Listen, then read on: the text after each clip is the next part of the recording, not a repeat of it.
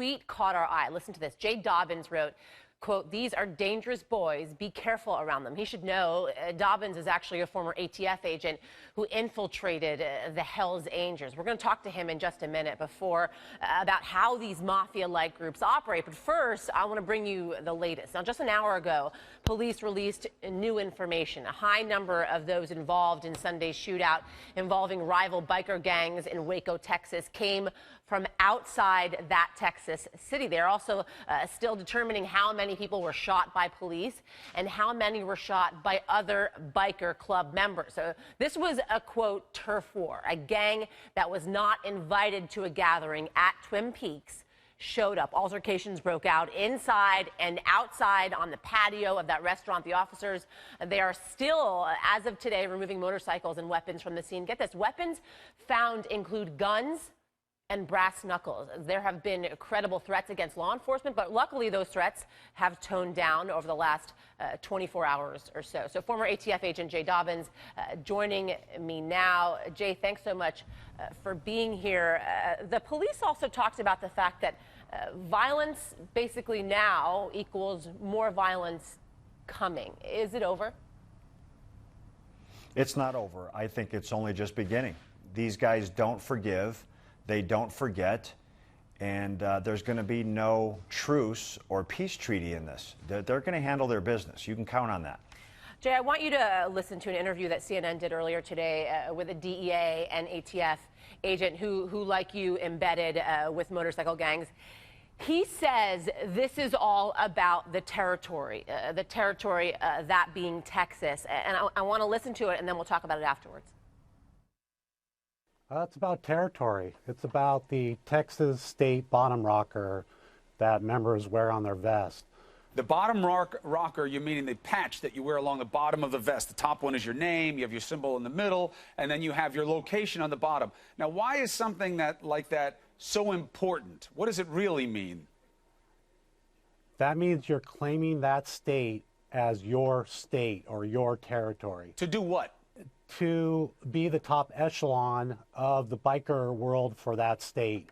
It's not really to control drugs or criminal activity. It's just to be the biggest man on the block. It's to say this is ours. But if it's not about money or crime or anything like that, then what is there to the ownership? They like war. They like participating in war. They like acts of violence, and they want to just be able to say, this is our state, and we stopped any other motorcycle gang from coming into our territory. So, Jay, why is this territory so important to these gangs? Well, I don't 100% agree with those comments. I think it is about crime. I think it is about money. It is about drugs. The biker gangs are not all that different from traditional street gangs, Bloods and Crips.